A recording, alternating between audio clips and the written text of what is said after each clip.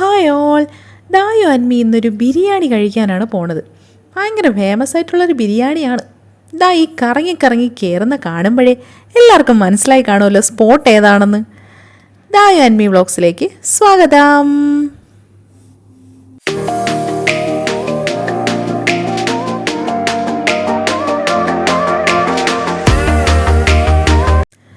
അതെ, ഒരുപാട് യൂട്യൂബേഴ്സും ടെക്കീസും കൂടി ഹിറ്റാക്കിയ ഒരു സ്പോട്ട് ശരണ്യ മെസ്സ്.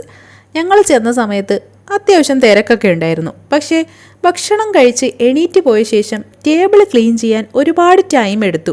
ഇത്രയും ഹൈപ്പും തിരക്കും ഉള്ളൊരു ഹോട്ടലിൽ കുറച്ചുകൂടി മാൻ പവർ വേണമെന്ന് എനിക്ക് തോന്നി. അങ്ങനെ അരമണിക്കൂർ ക്ലീനിങ്ങിനായിട്ട് വെയിറ്റ് ചെയ്ത ശേഷം ഞാനും ദായും കൂടി സീറ്റ് പിടിച്ചു. ഇനി അടുത്ത ഫുഡ് ഓർഡർ ചെയ്യണം. ആരെങ്കിലുമൊക്കെ ഓർഡർ എടുക്കാൻ വന്നിരുന്നെങ്കിലെന്ന് ഞാൻ ആഗ്രഹിച്ചു. സത്യം, 1-2 തവണ അങ്ങോട്ട് വിളിച്ചിട്ടും ആരും വന്നില്ല. ഞങ്ങൾ യൂട്യൂബേഴ്സ് ആണെന്ന് പറഞ്ഞൊന്നുമല്ല വീഡിയോ എടുത്തത്.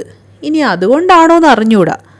ഇത് തമിഴ്നാട്ടിൽ നിന്ന് വന്ന ആൾക്കാരാണെന്ന് തോന്നുന്നു. നല്ലൊരു വൈബായിരുന്നു. ഓർഡർ ചെയ്ത് കുറേ നേരം കാത്തിരുന്ന ശേഷം 65 ബിരിയാണി എത്തി. ദായുവിന് നോർമൽ ബിരിയാണിയാണ് പറഞ്ഞത്, പക്ഷേ അത് ഇതുവരെ എത്തിയിട്ടില്ല.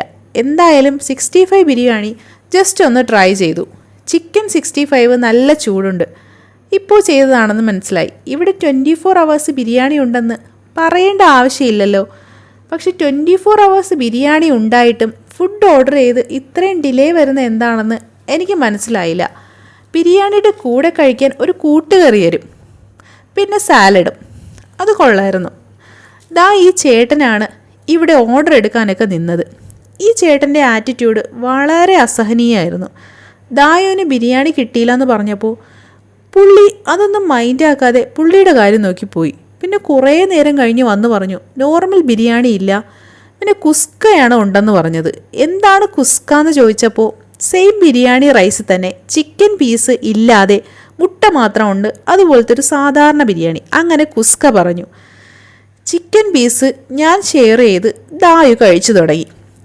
ടേസ്റ്റിനെ പറ്റി പറയുകയാണെങ്കിൽ ഒട്ടും മോശവുമല്ല, അത്ര ഹൈപ്പ് കൊടുക്കേണ്ട ഒരു ടേസ്റ്റും അല്ല.